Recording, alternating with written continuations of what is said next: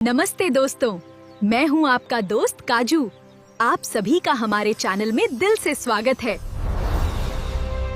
सुंदरपुर राज्य एक नदी किनारे बसी हुई थी। वहाँ के राजा बहुत मूर्ख और सनकी किस्म के आदमी थे। एक दिन वहाँ के राजा मंत्री के साथ नदी किनारे टहल रहा था।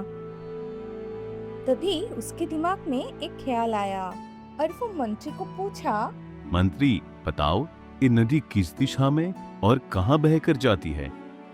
मंत्री ने कहा, महाराज, ये पूर्व दिशा की ओर जाती है। क्या पूर्व में स्थित देश इस पानी का उपयोग करता है? राजा गुस्से से पूछा।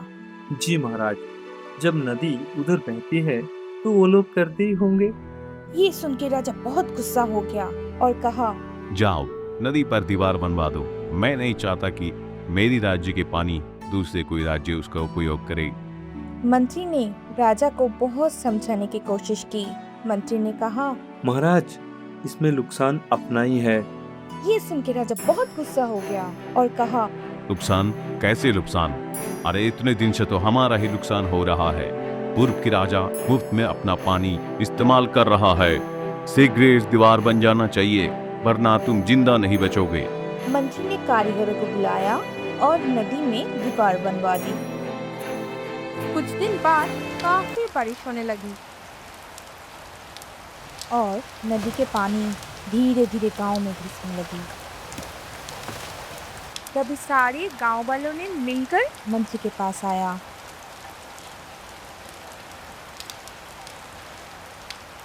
और बोला, महामंत्री हमें बचाइए, महामंत्री हमें बचाइए, महामंत्री हमें बचाइए। मंत्री ने सारे गांव वालों को कहा, चिंता की कोई बात नहीं, मैं सब ठीक कर दूंगा।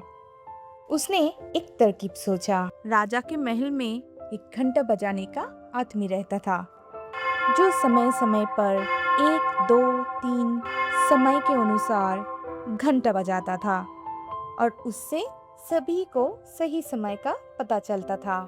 मंत्री ने उसके पास गया। आज रात जितना भी समय होगा तुम उसका दुगना घंटा बजाओगे। जैसे आज तुम 1 घंटा होने से 2 घंटा बजाओगे और 2 घंटा होने से 4। और वो ऐसे ही किया। रात के 2 बजे वो 4 घंटा बजाया और 3 बजे 6 घंटे बजाने से सारे गांव वाले और राजा नींद से जाग गए। नींद से उठने के बाद राजा बाहर देखा।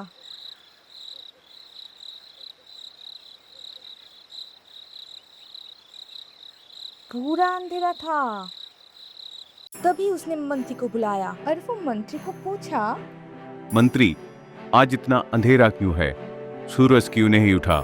मंत्री ने बड़ी विनम्रता से कहा, महाराज, सूरज पूर्व दिशा से उगता है और शायद पूर्व के राजा ने सूरज को रोक लिया क्योंकि हम उनका पानी रोक दिया था।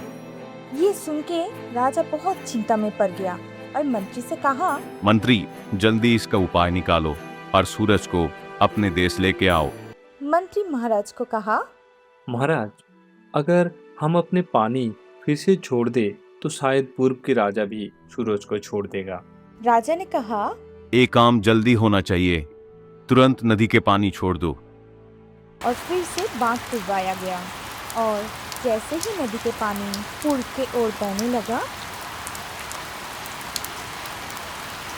तब सूरज उगने का समय हो चुका था और राजा ने देखा कि सूरज फिर से निकल के आए।